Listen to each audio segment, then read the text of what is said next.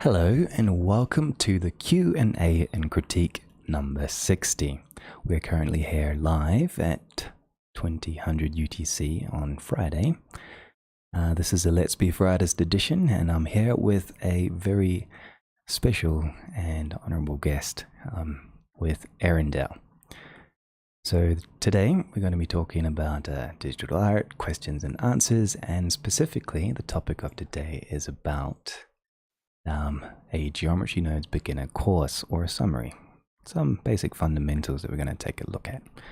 And a sneak peek, we are going to talk about a little bit of the new nodes from Blender 3.3.0 LTS and also the next release of B for Artists. So stick around at the end of this session, maybe in between 30-40 minutes. We will be opening up the mic to throw in some questions, and I also have a number of questions myself. So Erindale has been a very special character here in the internet community. I met him during the quarantine in 2020 and his Discord server, and there my life changed. Within his community there were weekly events, there were Blender Royales, there were talks and features very similar to this, and he also gave me the stage to do these Q&A and critiques. I did about 50 episodes in that Discord server, so I'm very thankful for everything that you have been to me symbolically, and I'm also just wanted to say welcome to the Q&A. So how are you today? Thanks very much. I'm doing very well, thank you. I actually, just before, I had a look back on my server at the the join logs to see when you joined. You joined on the 22nd of July 2020, and my server started on the 20th of July. So you were like right in the door, right at the beginning. But yeah, it's been great. You were in like every single Blender Royale, and then also running the Q&A and C sessions it was so great to have that kind of fixture. I think it was really valuable for the community. So a huge thank you for coming and doing that as well. That's been amazing. Oh, that's special. Yeah, it has been an honor to be on that journey. Yeah, because before getting to be a part of your community, I didn't know the CG world was you could talk to people while working in your own room, freelancing. So getting into this world, making some good friends, and I'm still hang out with them often daily, working like co-office working, sharing screens and voice while we work. It's always a lot of fun. So yeah, definitely.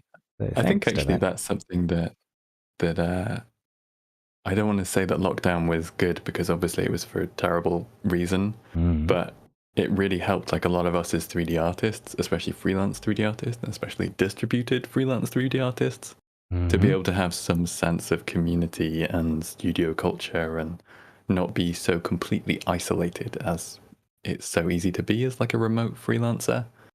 So I think it kind of created a bit of a work paradigm that has really served us well. That's right. Yeah, I'm super excited about to see where this is going. So yeah, it was a cultural shift to some degree. So my first question today for you is actually a little bit about you. I wanted to ask you about your history about art, and also about your latest projects, what you've been working on these days. It's been a long time since I've caught you in the voice chat, so I'm not actually sure what you've been up to these days. Yeah. It has been a little while. I guess I've just been, I suppose the last 6 months have just been kind of crazy for me.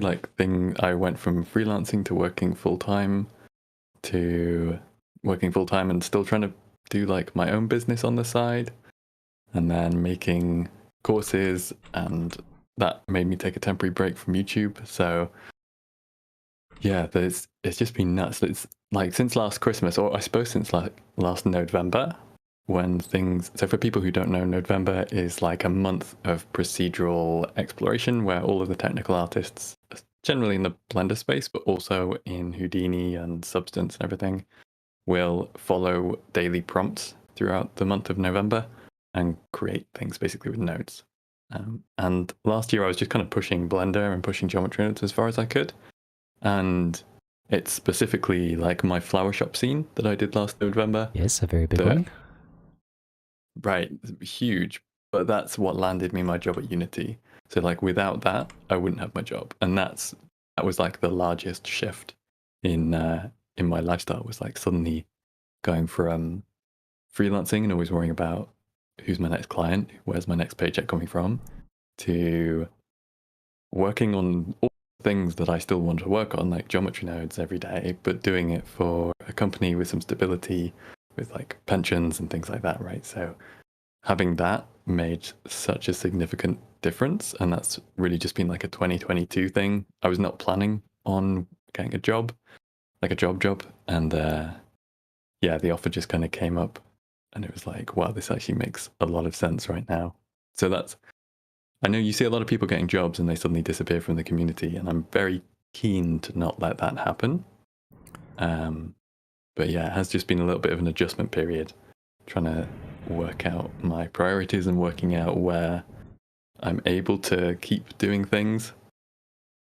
There's obviously, if I'm doing things at Unity, which are geometry nodes based, there's a risk of like conflict of interest, right? Between sharing stuff to the community and then doing it at work and then accidentally sharing work to the community.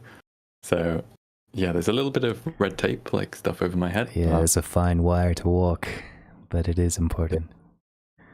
But it's so valuable, I think, the community knowing more. And I think even if I was to share something that I shouldn't have at some point, hopefully I haven't yet, but even if that was to happen, I think the value of the community knowing more is more important. And I don't know what the legal team at Unity would say about this, but I think it's also important to Unity that the community is like catered for and educated. Like I think Unity is really big on kind of supporting the Blender community, and like they think it's just a great place, great group of people, and the right attitude as well, right? There, Unity is all about democratizing creativity, and Blender is very much that as well. So I think they work well together.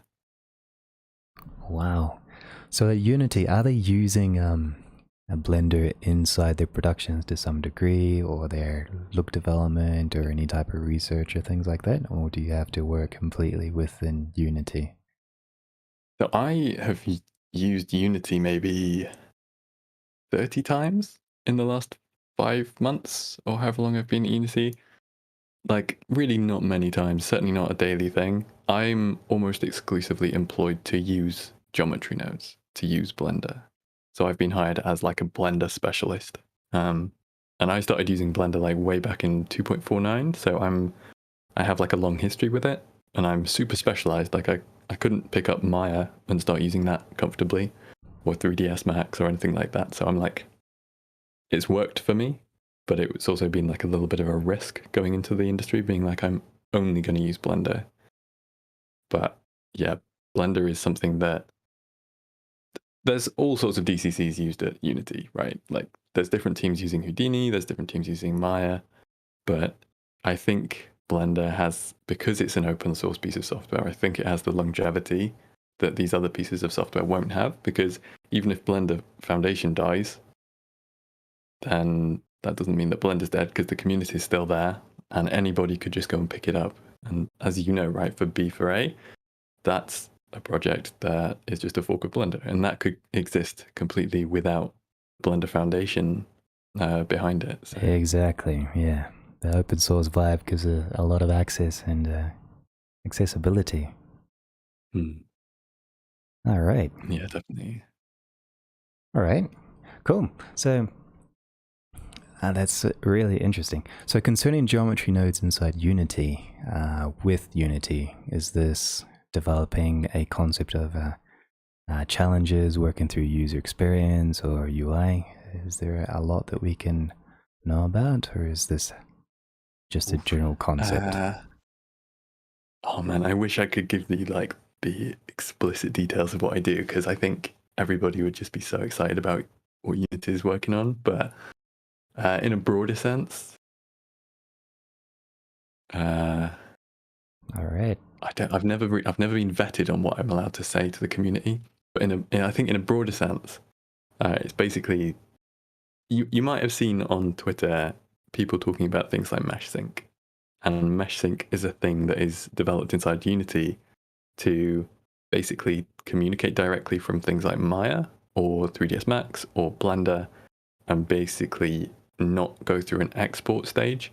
So it all happens implicitly without the user having to do it. You just make something in Blender and Unity will be able to read it, even update during playtime. And part of that now is supporting geometry nodes. So like what I'm doing at Unity is specifically using geometry nodes, and not as a way for us to like market research and do something, but it's like for us to use geometry nodes. That's the point of us doing it. So we're not developing another, to my knowledge, at least my team is not developing another procedural modeling generation solution. Our work is just basically working with geometry nodes into Unity. So it's pretty exciting, and it's exciting as a creator as well, because it's like a direct line. It's not having to deal with a lot of the kind of boring technical stuff and trial and error and like exporting and then re-exporting and re-exporting. It's just like I see this in Blender, and therefore this is what I see in Unity. So it's like a really nice direct way of working. Yeah. So this is similar to creating a live sync. That's very cool. Yeah, exactly. That would be handy. In fact, there's a couple of things. I feel like I should just kind of level the playing field. So there's Ultimesh for Unreal Engine. If people are using Unreal Engine, you can like use geometry nodes or whatever that you want to use inside Blender. Yes, I've heard about send Ultimesh. It to geometry nodes. Mm-hmm. Yeah, via Ultimesh. So that's a great one. Obviously, if you're using Houdini, you've got Houdini Bridge into Unreal. And I saw Late As Usual on Twitter has developed one for Godot as well. Currently very early, but it seems to be doing like a yeah. So it does like the port transfer thing. So I think it's basically taking whatever's in memory in Blender and just reading that into Godot or Godot. So yeah, there's a lot of people sort of thinking about these kinds of challenges and like how can we shorten the distance between development environment and gameplay. And I think, and from an artist point of view, I think these are the really important discussions to be having, because this is the future that we want to be working in, right? Like the shortest distance between brain and your audience or consumers or anything. So yeah. Excellent. Yeah, I think it's very important because interpolation between software, especially within productions, is very important, and it can be a very large bottleneck. So it's exciting to see that they're trying to tackle this head on, and I'm glad you got onboarded to do this. Okay. Yes. So you mentioned something about taking care of the community and giving back to kind of that open vibe to develop more of a communal know-how and professionalism within the Blender world. So what have you been doing lately with that? Have you been working on your YouTube channel a lot, or I've just recently have you here because you also have a new course, a beginner course. So would you like to tell us a bit more about this new content that you're doing for the community? Yeah, of course. So I took a little bit of a break over the summer from doing YouTube and Patreon content, and have been focusing on just like courses. So I previously last year for 2.93 did a beginner geometry nodes course, and it was quite successful, but the scope of that course was very limited because geometry nodes in Blender 2.93 was very limited. And this year what we decided to do was to replace that course kind of one-to-one. We've extended it a little bit, but it still acts as like a very good first steps into geometry nodes. There's a lot of people within Blender who are not professional artists and who are not technical artists. And so it's just very good to have like a I think some people coming from my content, like they messaged me and were like, we're really disappointed that this isn't going super deep dive into like SDFs and the new volume cubes and the things like that. And it's like, yeah, but you're going to lose so many people, right? There's people who have not plugged a node into another node. And so we need to make sure that we're onboarding people and not just terrifying them with vector math, because so many people have not touched that. And as soon as they come up with the idea of vector math, they just assume that it must be something that is incredibly difficult and complicated, which isn't necessarily true. It's at least not in how we use it. But I think the concept can be very off-putting to people. And I think, like the way that I came into doing proceduralism wasn't from a maths or a computer science background. So my approach has always been in terms of things like thinking of it as a brush, like a Photoshop brush. So it's, my approach is a little bit different to working procedurally. So while I do explain a lot of the maths, we don't go super deep into the maths, and trying to just break stuff down into more kind of layman terms and get things a little bit more kind of an intuitive understanding for people, rather than just being like, here is the maths, here's what modulo means, and here's what fraction does, and here's what flooring is, because that's just going to turn a lot of people off. So hopefully, if you're new to proceduralism, then this is a course which is going to kind of open the door for you and give you a good foundation in kind of being able to launch on that pathway, because it is really exciting, proceduralism, and you can do so many things. But yeah, just viewing it as how it is, which is like a visual medium. Like we're building essentially Photoshop brushes, right? A length vector math node. You don't need to know that it's doing like Pythagorean maths in the background. You don't need to understand that. You just need to understand that this is like a soft round brush, and that's how you can use it. Like that's all it is. And just understanding as well, like color is being able to be used as maths. It's just values. Like that's, once you get that past, then you can basically do anything. And it becomes very intuitive because you're just massaging data. You're not needing to think about it as complex algorithms. You're just saying this needs to move left, so I'm going to just add a little bit to the x. And that's it. Really So nice. that's kind of where we're coming from with the beginner course. This is part of the Canopy Games Blender Creative Suite, which is like a mega course. It's currently under construction, so there's a lot of extra segments, extra chapters coming. I know Paul Kageji from Paul Kageji on YouTube. Yes, I know him. He's a grease pencil artist, yeah. So he does a lot of really cool like 2D animation stuff inside Blender. He's done the grease pencil chapter of the same course that my geometry nodes is part of. And I also did a procedural shading chapter as well. But that whole course, that's like a very much first steps into Blender. So I think right at the beginning, it's things like installing Blender and how to add an object and how to do similar extrusions and things like that, right? So just very basic, but a complete course. So this is what this is kind of the level of geometry nodes in that course. Okay. But it's part of the whole like, welcome to Blender. Welcome to Blender. And get your we're sort of feet wet, pretty much. Setting up Blender, workspace, and shortcuts, scattering the first time. Geometry nodes as a tool. How does it work in general? Modeling materials, understanding instancing, introducing glade scene. How long is the complete course in video time?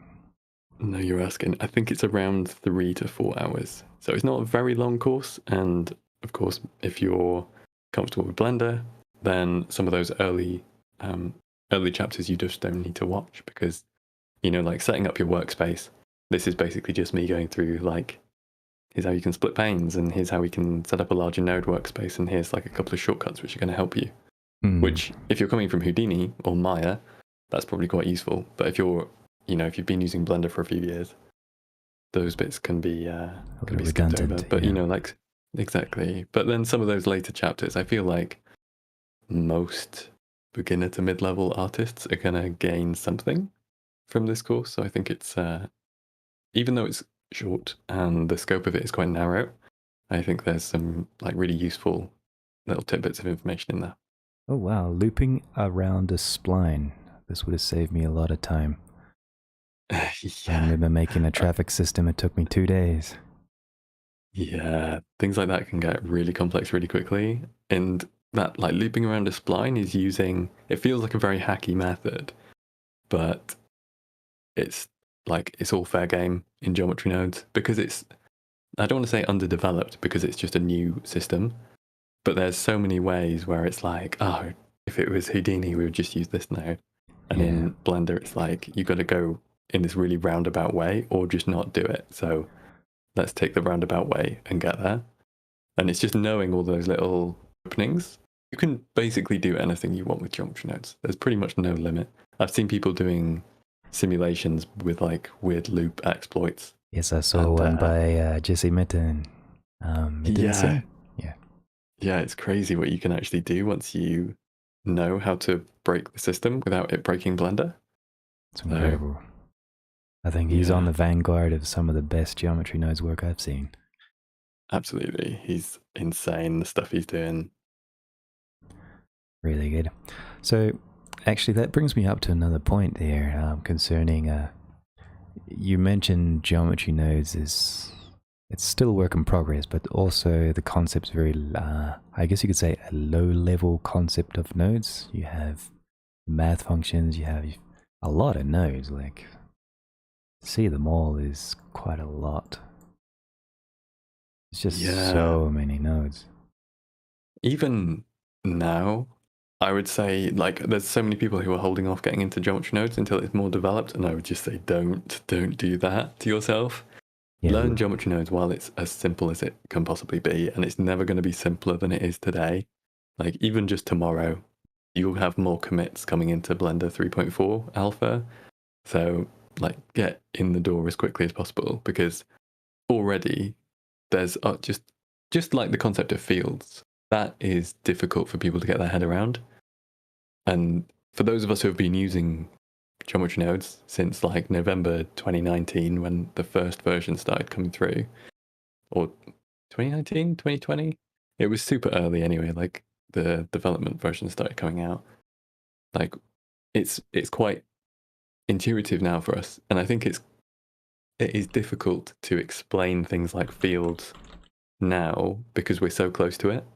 So when somebody comes along and they're just like, I want to manipulate this list of data, and it's like you got to get out of the mindset of thinking of lists of data coming before the geometry. Like you don't make geometry from the list, you read the list from the geometry. And that is a very important distinction to make because there is no data without geometry in geometry nodes. And and that is both a limitation, but it also allows you to do some really cool things with it. And also it's a new system, right? There's been a lot of discussion on the Blender chat channel and the dev talk with a couple of people wanting to make new nodes that are more kind of list orientated and data orientated. And I think a lot of people, especially from an architectural background, want those things to be added because then it's just like, oh, well, we already know the systems, therefore we can just translate this into geometry nodes. But if you do that, then you've closed the door on the potential design that we might be able to get with geometry nodes because it's a new system. So I think there's such an exciting future for geometry nodes. Give it 5 years or even 2 years, and you're going to see a system which is just it's different, not for the sake of being different, but because there was the opportunity to make something with like a totally new workflow paradigm, and it's going to be good for some stuff and bad for other stuff, and that's just like the way of everything. But yeah, it's definitely an exciting time to be in Blender and to be proficient in Blender. So anybody who's holding off, don't just get into geometry nodes as quickly as possible because you want to know how to use it by the time it gets good. Yeah, I still haven't had the time to actually sit down and learn all the nodes and how everything works yet, though I have used it in production, almost with my eyes closed. One of my recent projects was creating, well, the looping on the curves was basically so that I could create drone traffic inside of the Painterly project. Oh, okay. So Yeah, that would be a good technique for something like that. other things was like building generators, randomizers, things like that. Mm-hmm. But you have another level. So concerning 3.3 release, there's a number of new nodes that's come out, both in B4Artist and inside Blender. And these nodes, have you worked with them already? Does this course cover these new nodes? I'm just having a look at them now. The course does not cover these nodes, but there's going to be an advanced course, which is a kind of follow-on from the beginner course. It has to segue from one to the other. I think it might be a little bit of a leap for people, just because I want to cover more stuff and I don't want to make a 12-hour course. But in this later course, I am going to be covering the new UV nodes, which I can see you're looking at, as well as the mesh to volume, Path, shortest path, shortest edge paths, edges path to curves, edge paths to selection, volume cube, points, mesh to volume, instance rotation, instance scale, interpolation domain, and mesh intersecting edges. Oh. Interpolate domain. That's a node that just doesn't sound very sexy, but it's so good. It's so good because domain. This is the thing with geometry nodes being geometry centric, is you have all of this data, and it exists on geometry. And if you want to start working with it, then you need to be very clear about how you work with the data on the geometry, because it can be interpolated between different domains, and some operations act on specific domains, like the set position node specifically acts on the vertex domain. Whereas, if you set extrusions to faces, then you're going to be working on the face domain. So you've got a bunch of different things going on. Interpolate domain suddenly gives you control over the data. And yeah, you can just do a lot of very powerful things with that. That's interesting. It's an alternative to the capture attribute node, I understand. Yeah, to a degree. To a degree. But it allows, so the capture attribute node requires geometry input. So you can use it in the same way. To that point, it is the same. But because the interpolate domain node is specifically a field node, it can take a little bit longer to compute, because the interpolation of the domain needs to be done by the node computing the field rather than the capture attribute node. But it does mean that you can create these field definitions which are mesh agnostic. So you don't need to be working specifically, like you can make these tools basically that exist completely separate of the geometry. So in a very simple way, you've got your UV unwrap node there. That is a node which can be plugged into multiple different geometries and work simultaneously in different contexts. So as long as you can keep stuff as a field, it becomes very flexible in how you can use it within your node trees. As soon as it starts working with geometry, then you're sort of restricting the how it's working there, because you're working within a specific context at that point. So keeping fields allows you to work kind of completely agnostically. Interesting. Which actually leads me into the next topic. I wanted to ask you, so with your course, you have a number of different topics that you're coming through. But I wanted to ask you here, like, if you could sum it up into 5 minutes, what do you think are the fundamentals that the beginner would need to master to get their feet wet and also able to get ready with geometry nodes? What would be the first targets to work through? I think so. Geometry nodes was originally developed in order to scatter things. It was just like a replacement for the hair system. And scattering is like, it's very easy with geometry nodes. It's very powerful. And you can do it you can do it without thinking. But if you do get into the headspace of being like, okay, I want to understand how geometry nodes works, and I'm going to explore this through the scattering, And you can actually glean a lot of very specific stuff. For example, the socket colors, the socket shapes, the things like the density on the distribute points on faces. Like, how is this working with different geometries? Because and where. So this is one which I think is slightly unintuitive, but actually once you get it, it clicks a lot of stuff of geometry nodes into place.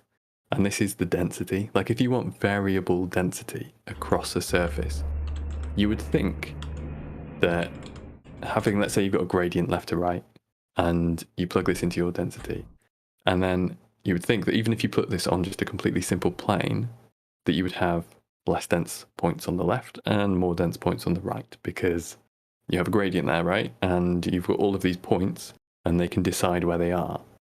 But the issue is that the distribute points on faces node is acting on a specific geometry. So your gradient is on the specific geometry. Let's say you have a plane which is just one face. All of your gradient is just being interpreted on that one face. It's not being interpreted on a high enough resolution surface for it to actually make decisions about the point density. The points come later. So as soon as you start thinking about it in that terms, like you've got geometry and you've got a field and it's being evaluated right there on that geometry, and then the node is outputting some kind of variation of that, whether that's distribute points and faces or set position. So there's just, even like the very simple things like scattering that we all take super for granted. There's a lot of things that a beginner is not going to know about geometry nodes that they can start learning from that. And these are the things that we like do super early. I think we do scattering a couple of times in the course just to be like, here's how you scatter, and like make sure that people understand how to scatter. We also have a lecture on how geometry nodes actually computes data, because it's doing callbacks across the field definitions rather than everything like a position node. The position node does not store any information. And as soon as you realize, like, oh, okay, the position node is just a reference to the spreadsheet, it's not actually a list of vectors like you would expect in Grasshopper or Sverchok or Houdini. Like the position, it's just they're just looking at the spreadsheet wherever the geometry node that is evaluating that position is. So I guess it's kind of like the get data node. Exactly. Yeah, it's literally just an attribute reference to some data. All right. Yeah. For me, it helped me a little bit to understand that the green socket, the geometry green socket, is similar to the execute socket of what you would use with the blueprints from Unreal Engine. And the attributes nodes, like this position node, would be like a get, a data. So you manipulate your data, which is the fields and things, and then you would execute it through the geometry node on the green sockets. So this is kind of like the group output would be where I would finish the execution, and the group input, or the green ones, where the execution starts. But the fields would be where data gets crunched or set, get or set. Well, this is me coming in from Unreal Engine and Softimage, so it was just... No, but I think that's the right way to think about it as well. Like, if the green line is not connected, then your processing branch is broken and the processing will not happen.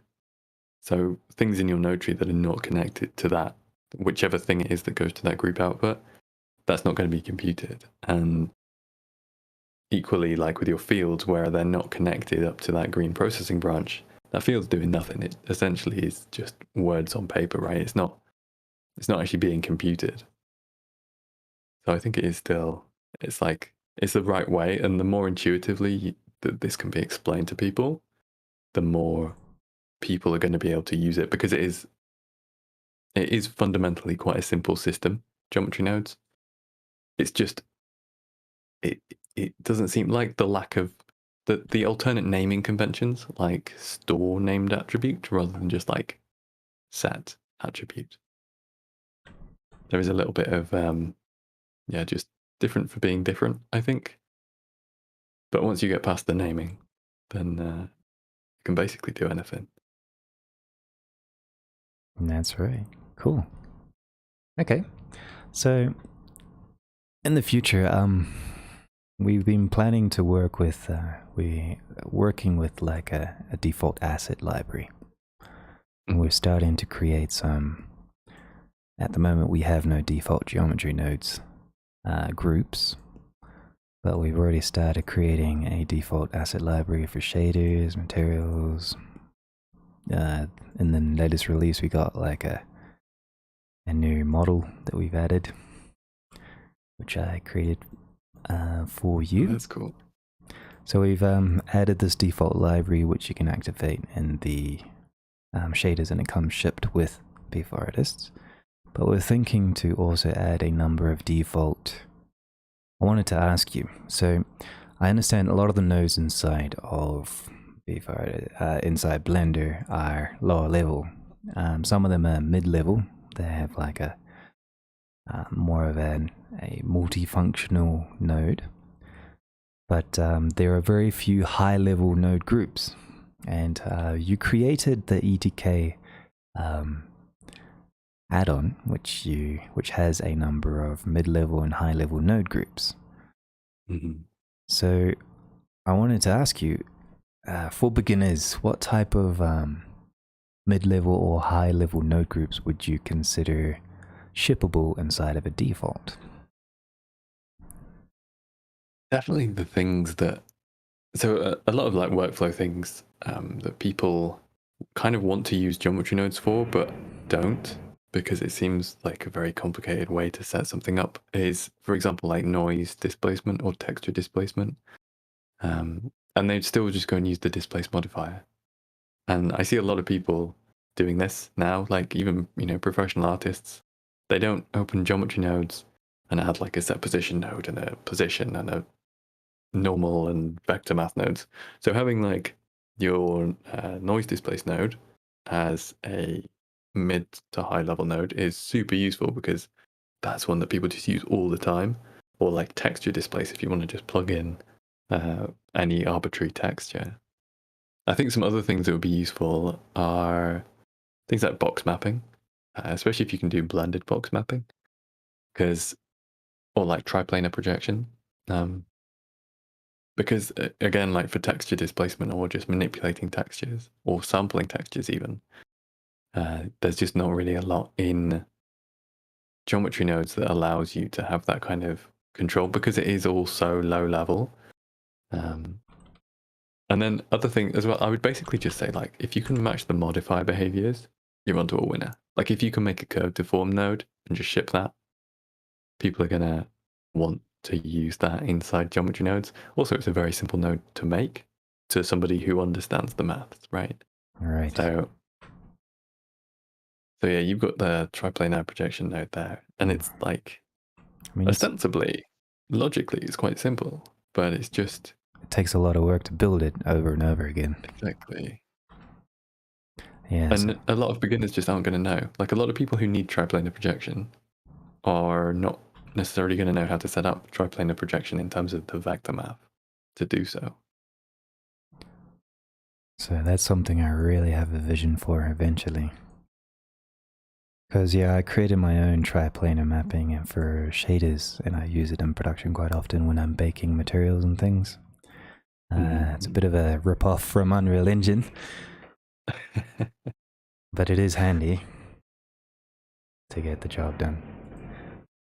It's good that, I mean, we do this at Unity as well, like triplanar projection. It's just super useful. If you're building stuff procedurally, you don't always have the correct topology or the correct materials or whatever to be able to do proper UV unwrapping and proper, yeah, especially if you have like a unique model and you want to do, let's say you're doing ambient occlusion baking and you want to put texture like a wood texture on it.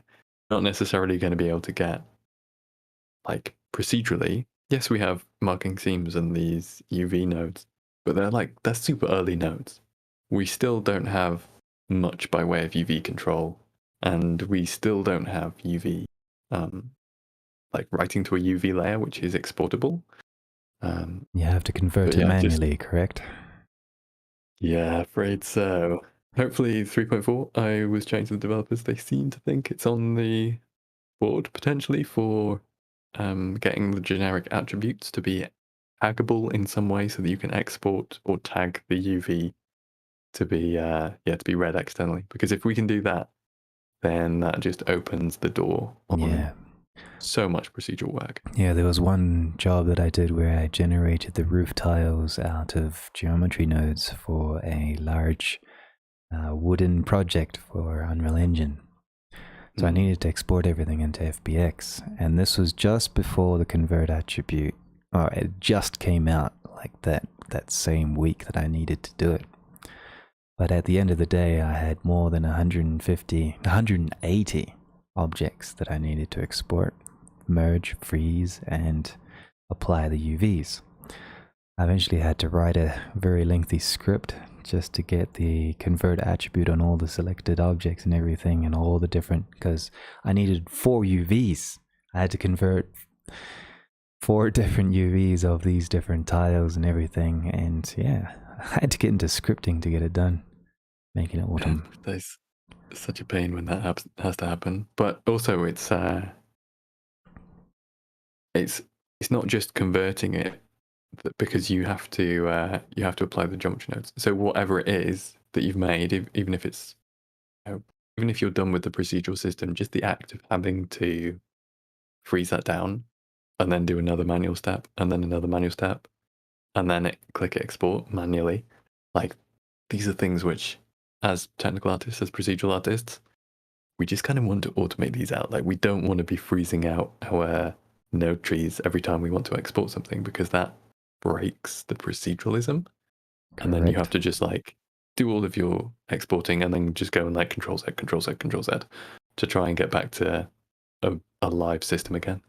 Yeah, I usually duplicate the collection and then have the one that's live edit, and the other one is the frozen one. So I can always just unhide the live collection.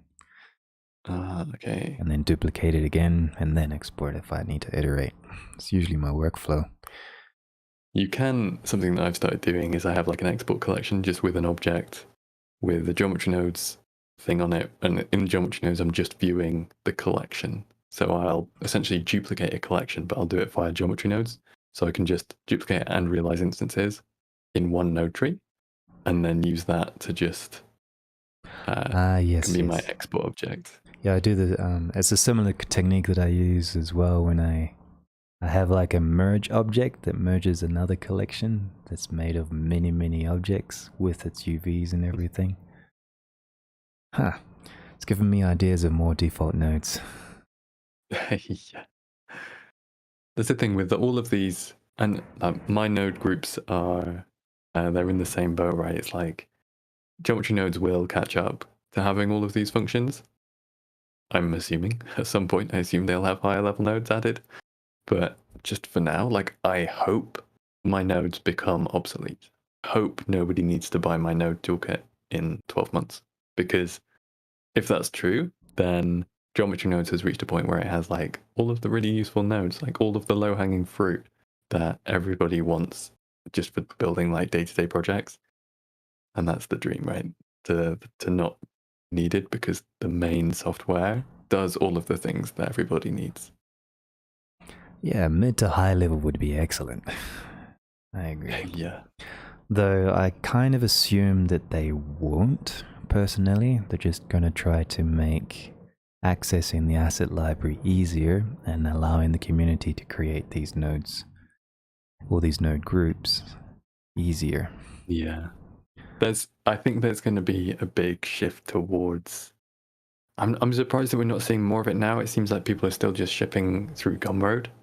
But I would expect to see more of like procedural generation toolkits and node groups and things being more of a kind of an economy of itself at some point in the future, kind of like on Blend Swap. And yeah, there's definitely plans for adding the asset browser, like node groups from your asset browser, to the add menu, or maybe just the search menu. I think the add menu as well in geometry nodes. So you'll be able to add it directly without having your asset browser window open, which is currently a big nuisance. Yeah, that'll be an interesting thing. Because right now, the only option we have is we have to add it first, and then it can be searched or created inside the actual system. Yeah. So the triplanar node now exists inside my project, but it wasn't inside the project because I had to load it first. Makes sense. So yeah, hopefully they streamline that. So we're going to open up the microphone soon to allow the community to ask you some questions. We've already got one question from Slink. He's asking about your opinion about the next new features of the real-time compositor. Oof, that's a good one. I think Blender has so Blender's compositor has always been terrible. I don't think that's really controversial to say that. It's been usable for some tasks, and I certainly had like a default compositor set up for many years. But yeah, I wouldn't edit I'd just open Photoshop or Affinity Photo or Krita or GIMP, like literally anything else. Photopea on the browser, right? So just anything to go in, like simple things like tweaking your levels or doing curve adjustments or fixing up your colors, things like that. You need to be able to do. Like a render is not finished just because it finished rendering. So, and I see people sharing like with the filmic view transform on Twitter all the time, and their whites just look grey. And I just think that's such a shame. Like you can go from like your render, which in my opinion is like 30 to 50% finished before you do your edit, and you can make it just so much better by just having like a little bit of adjustment on top. So having like a real-time compositor inside Blender, not only will it make the compositing stage post-render more useful, but it will mean that people will be able to work faster, obviously being able to preview stuff in the viewport. And also that gives you like some interesting stuff because you don't always know when you're modeling or when you're making something what is going to be lost in the edit. Like you might add details that are unnecessary, or you might add details which are counterproductive for what you're trying to reach, right? Or making stuff a certain color, and it's like, oh, actually, my color transforms afterwards, they don't really work here. So having the ability to do that earlier means that you're going to be able to get to the answer faster, and that's always the goal for me. Like, get people telling stories as fast as possible. The real-time compositor is going to really help with that. So it's got a long way to go for sure, but I think there's a lot of really promising things happening with that at the moment. Yes, it does. But I find there's a little bit of an issue because the vector scopes are not in the 3D viewport. So okay, yeah. It's going to be a little bit useless until we get vector scopes in the 3D viewport.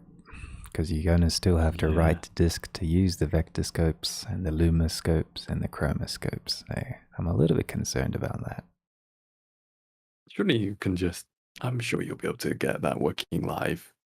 You can just sample the screen space. They'll just have to build it into the viewport as just like a screen space version. Yeah. That'll be nice. Okay, so thanks for clarifying your things and getting into depth with geometry nodes, and also taking the edge off the concept of geometry nodes. And also, you've been quite an inspiration, making me think about what would be a good default to include to ship. I think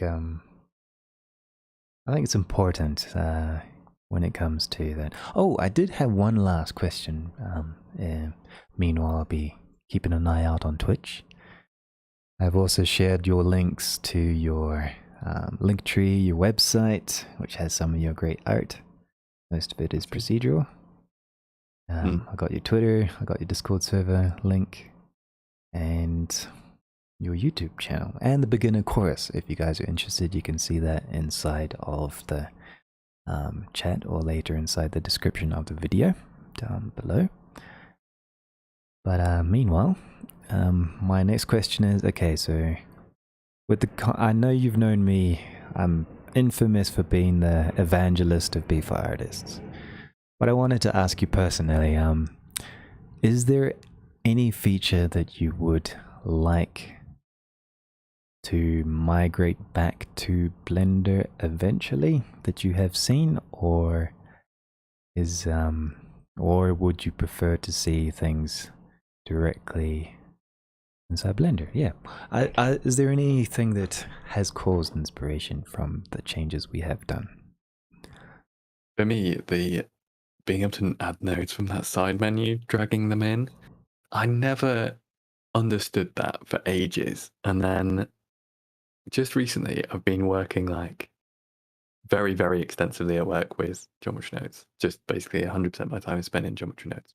And the amount of time I spend in the add menu or searching for nodes is such a pain. Like, I'm kind of more likely to look around my node tree for something to duplicate rather than adding it. But oh yeah, just being able to drag in from that side, that's so good. I wish we had that. And as much as I would not use it because I'm so kind of ingrained in how I use Blender now, but I think having the option for these kind of like high color icons and things being a bit more visible and a bit more accessible, like I just think that's really useful. Giving people like the accessibility in Blender is not good. Not only is it difficult to use as a piece of software, much easier than it used to be, but that doesn't really change the fact that it's still very difficult. Like making it so that people who are hard of sight can't actually use it and they can't see it to adjust it to make it usable. So one thing I want to do is add more default themes that are more accessible. And like I don't know if Beaver Artists has these, but do you just have like several default themes, or do you have some accessible themes included? The default theme that we created is based on a 40% contrast rule. So we also chose a dark theme. So we try to keep the icons and the text and all of the areas and their relationship with everything, including the colors, even inside of the theme of the bones. So if we take a look at the settings in the theme of the bone colors, where are they? This would be bone color sets. We try to make sure that there's enough contrast and usability concerning that. It's focused on contrast without too much eye strain. That's the good way you got to be. And the thing is, it's not just about eye strain. Like my background is design, and like I have a degree in interior design, and because we're talking about like public spaces, and you just have everybody walking through a space.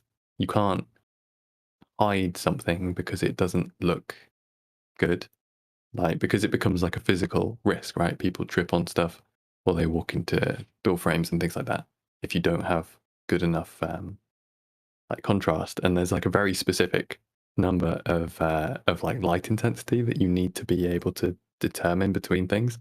That is like a legal requirement, like that's a building regulation. And I think like we don't have that as artists, as digital artists, and a lot of us don't think about this because we're inherently in a visual medium, which is somewhat self-selecting in terms of accessibility, in terms of ableness. So a lot of us don't ever really think about it. But then, like there's some people who are maybe more senior, or people who have issues with their eyes, like disabilities, that still want to be doing what we do, still want to be making cool art in the visual medium. And I see people who have these like super high contrast themes that they've had to set up manually. And if you just think about that, like you open Blender for the first time, it's got your standard Blender theme, and you go into the preferences, and everything is just different shades of grey, and it's not accessible in the slightest. Like to set up an accessible theme as a person who requires an accessible theme is nigh on impossible.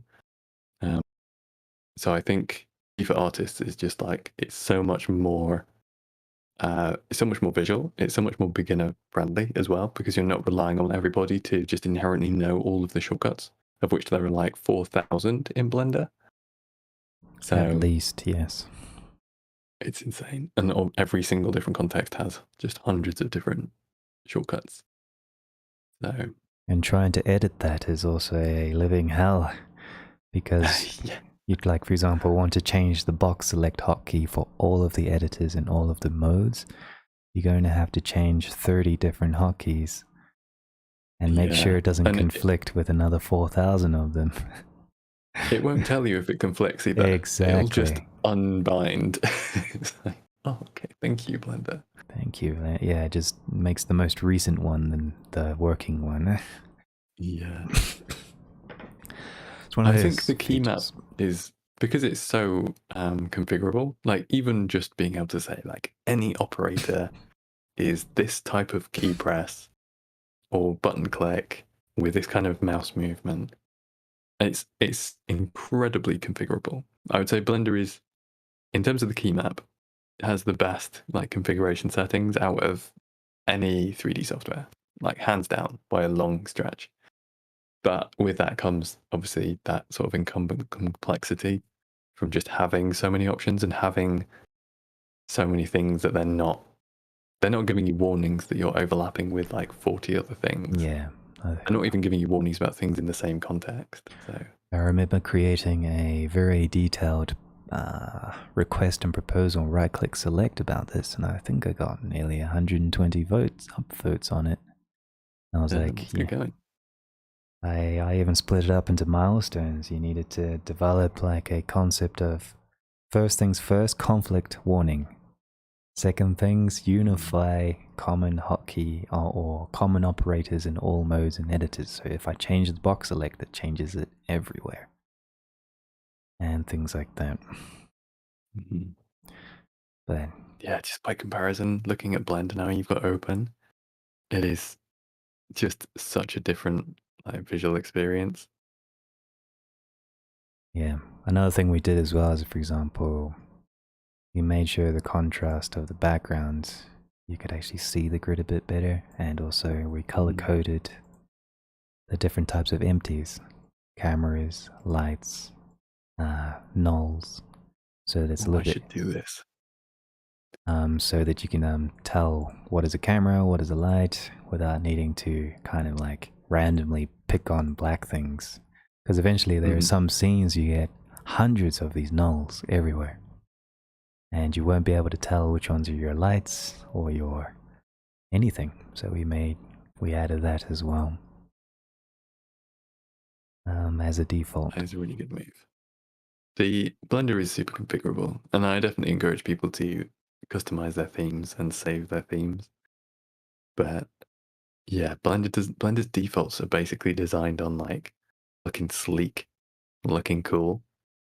And I just, as much as I love that as a user, the fact that there's just not an option for an accessible theme kind of hurts me. Coming from a design background where accessibility is so important in just every decision you make, and then coming into 3D and digital space when accessibility is such an afterthought. So yeah, that is something I would like to see coming back from B4A.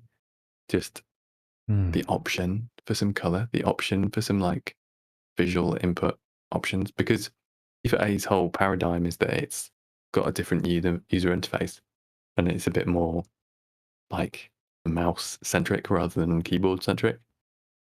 But it just makes it much more explorable. You're going to come across, like, spontaneously find things so much more than you would ever find in default Blender, just because it's exposed to you. So many more operators are exposed to you. Yeah, you're right. Well, I'm glad it's inspiring. Okay, do we have any other questions from the audience at the moment? I guess we can give it a couple of minutes. If you want to open up your microphone and ask a question, feel free. Don't be afraid. This has been a really nice conversation. I really enjoyed it. Yeah, it's been nice to catch up. I was having a chat with Sharon, just 3D Things, a couple of days ago, and we were trying to pick on like specific things that got us into doing proceduralism or like set us on our path. And it's so interesting. Like, I think always in my life, I've not been able to pick a specific thing, which is like, this is why I'm here. Like when I was doing interior design, I couldn't be like, I'm doing interior design because of this event, and like that made me love doing interior design. It was always just like, this was the next logical step, and that's how I got here. But I was thinking like, so I'm in the process of buying a house, which is obviously like a massive life event. And this would not be possible without three things having happened, which is just kind of crazy. So in 2014, I went to Bournemouth University to do computer animation, and they tried to teach me Python. I was like, not capable. I couldn't script at all. And so I dropped out of university and was just like, absolutely not. I'm giving up 3D forever. I want to do something vocational. I want to not do anything with maths or programming. And that was like, that's number one. Like, I wouldn't be doing what I'm doing now if I didn't, first of all, drop out of university. And then when I was working as an interior designer, they tried to make me make kiosks. And they were like, so like a shopping mall kiosk where you just have like a freestanding thing in the middle of the forecourt, right, where people are just kind of working around it and you can buy stuff. And they were like, we need like 40 different versions of this kiosk. And I was like, a computer could do 40 this. different versions. Pretty. Yeah, when you have like 5 different modules, right? 5 different types of cabinet. Oh yeah, 5x5, that's already 25. The 5 different Exactly. types of wood. It's like, You're already you at want to just a few different sizes and a few different 250. layouts. And it's just like, I am much better at picking which result is better than coming up with the idea in the first place. So I did a very rudimentary, it was like the first thing I did with Sverchok. I did a very rudimentary kiosk generator that just took some pre-made cabinets that I made, and it just distributed them in a very set layout in different sized floor plans. So that was like my first foray into proceduralism. And this would not have happened if I hadn't seen Simon Thomas's leaf scatter tutorial, which I think just blew everyone's mind that you could do this with Blender shaders. So it's like those 3 things, like dropping out of university because I couldn't code, which made me kind of afraid of scripting forever. And then realizing that computers would just be better at doing my job and making that happen. And then seeing Simon Thomas, like those 3 things, that specifically is how I've now made a career out of geometry nodes. It's yeah, it's weird when you look back at it and it's like, that's the trigger. That's how I'm here now. Oh, that's beautiful.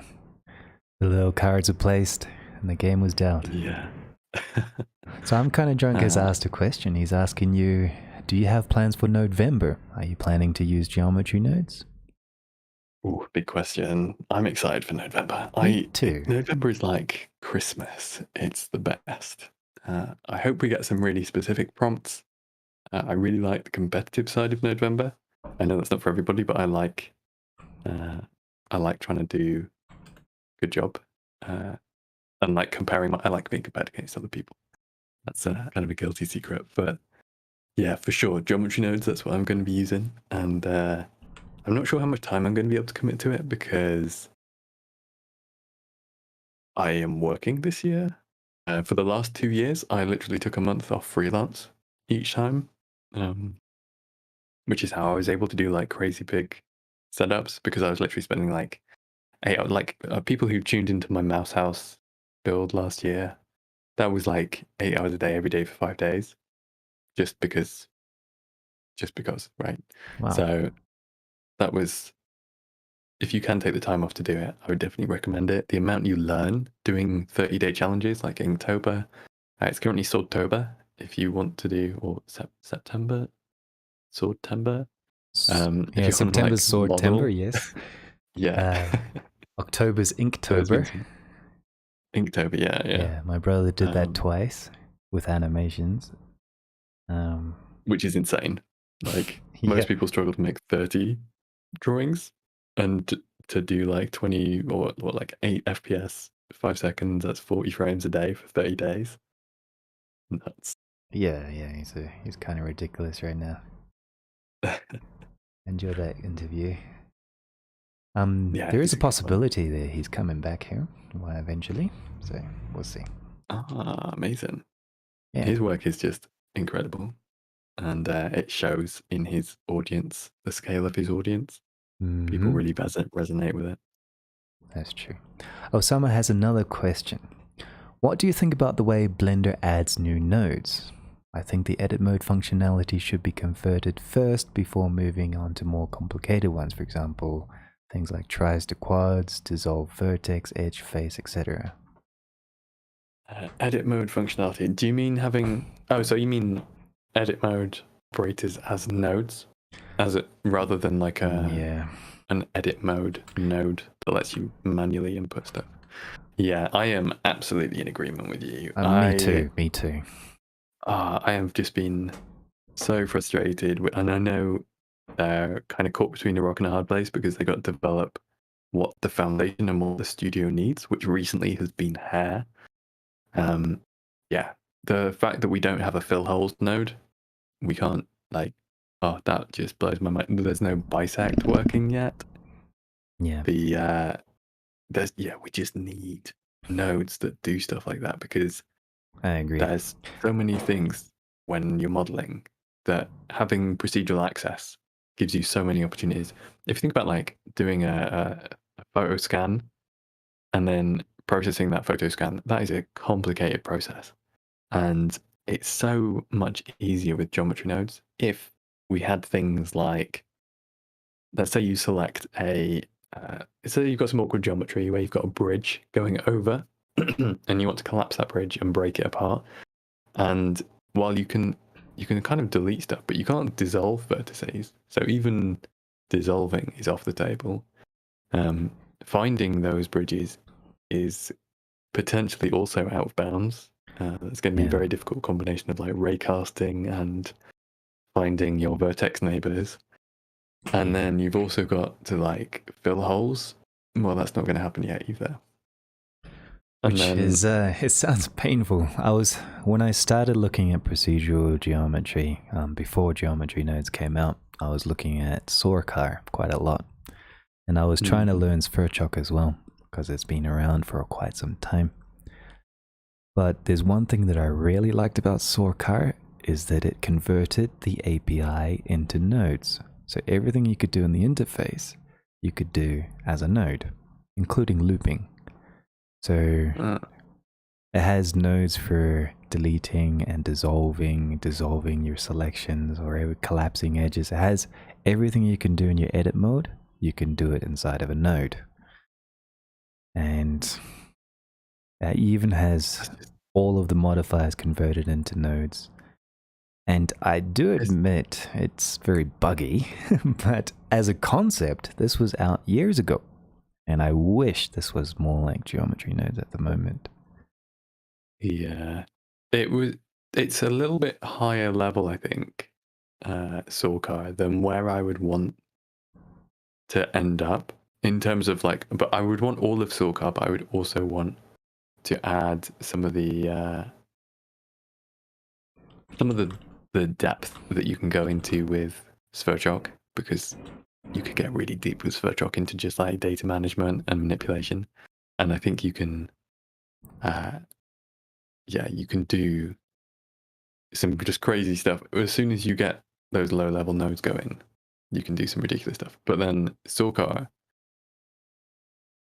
just having access to all of those familiar things, basically nodifying Blender. Sorcar kind of felt more like Blender than geometry nodes does, which is a weird thing to say. It is a bit strange. All right, well, Aaron, thank you so much for joining today. Has been a huge honor to have you, and it's been Thank you so much. an excellent ride being a part of your community, and also kind of do a full circle to have you here now. I really hope to speak with you in one of these again later. Anytime, really. Yeah. We'll have to have another catch up once I've released the advanced course. Yes. When do you plan to release that? I'm just penciling this in. My goal is to release it before November, because time's To going get to get everybody tight. ready.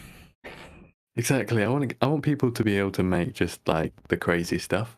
I want to see the craziest stuff. I want to see what weird stuff people can do with geometry nodes. Because every time I see something new, I feel like I'm learning so much. Even if it's just on like an inspirational level, like, Oh, wow, this is possible. it makes me want to make stuff. Yeah, exactly. Or if somebody's come up with some weird new hack and it's like, wow, okay, this suddenly opens a door. Somebody, modder, he like has been trying to get me to do associative arrays for ages, which is where you can like, in geometry nodes, if you set the position to something like a known, like if you set the position to the index, then everything will go to like 0, 1, 2. And then you can do like a transfer by nearest to something else, which is also on the index, right? 0, 1, 2. And then you can transfer it back to its original positions. And you can query any data from anything onto your geometry. And that's it just Yeah, ridiculously that's powerful. crazy. I've As soon as, started doing that now.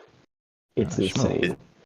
You can as soon create as your you work own it out, index per object. It's crazy. Like you can really transfer to anything you want. but it's so good as well because of being able to create your own index. You can do so, like with the accumulate node, you've got the group index, and that lets you do like a sum loop on different things which have. That's exactly what I used it for recently. So that's super useful. But what I've been doing is I've basically been like, well, if I can make a group index and do an associative array, then I can do anything in Blender, anything in geometry nodes via group index. So I have like a curve deform grouped now, and anything like any curve which has the same group index as any other part of mesh, that will be deformed along that curve. So I could have 10 different curves and 50 different meshes which have indices like 0 to 10 across them, or 0 to 9, and then they will each be selected to deform along that specific curve. So it's like you can just go crazy with suddenly doing group Yeah, I stuff. remember that discussion actually when it was happening. It's nuts. It's just on the chat. As soon as you so realize. Actually, recently, what I did was I was making an instance on points, but instead of instances, it's per curve. So I accumulated how many, let's say I did a random index. So I accumulated how many curves per point of this index am I having? Okay. And then I transfer that back depending on what the group index, depending on the index of 1, 2, or 3, or whatever the index was that I was accumulating with. And then after I duplicated it, I used the count of which number of that duplicate of that number it was to transfer back the rest of the information. So that was crazy, just with the source position. It's so powerful. I'm really hoping, because we're about to split, this is like spoilers for the future of geometry nodes, but we're about to split the transfer attribute node. Already there's like discussions going on about it, and it is going to happen. Because right now we've got transfer by nearest phase interpolated, transfer by nearest, which is actually, under the hood quite a different thing. And then, because that's like transferring by nearest element, it'll pick specific elements instead of interpolating from the surface. And then we've also got transfer by index, and that's again a totally different thing. And then we've also got the raycast node, which is transferring by raycasting. We've also got the geometry proximity, which is actually kind of sampling the local mesh, like it's like nearest phase interpolated, but for but also does like nearest edge interpolated and nearest point. So it's like you've got all of these different methods of transferring that have just kind of been added naturally, and we need to go and, I say we, the developers are wanting to go and split this off into specific different types of transferring. And one thing that I really wanted to add is like to do some kind of interpolate to the associated index, because then you can do this kind of associative array stuff without the extra steps in the middle. You can basically just say this has this number, that also has that number, so transfer the data. And as soon as you can do that, then you can do anything. Like, yeah, that would be incredible. Okay. Yeah. All right. Well, thanks for that, Shmuel. Well, I have to get more into your work later. But Erin, thank you as well. I'm going to have to wrap up the session and I'm going to end the live stream. If you guys want to continue talking after I disconnect from the channels, there's no problem. And with that, I just want to remind everyone that I'll be doing these Q&As and critiques every week, every Friday, without fail at 2000 UTC here in the B4Artists Discord server. Who knows who's going to be the next special guest. But thanks, Erin, for doing this today. And I hope you found today inspiring and interesting. But for me, it was. And with that... And thank you, Dre's, for running these. Oh, no problem. The pleasure's mine, really. Okay, so I'm going to bid you guys all farewell. And one last thing. If you like what Erin does, drop him a Ko-Fi or give him some support on Patreon or buy his course. Check out his ETK node group add-on, which I highly recommend. It has saved me so many headaches in a production. And throw your support. And with that, I bid you all farewell.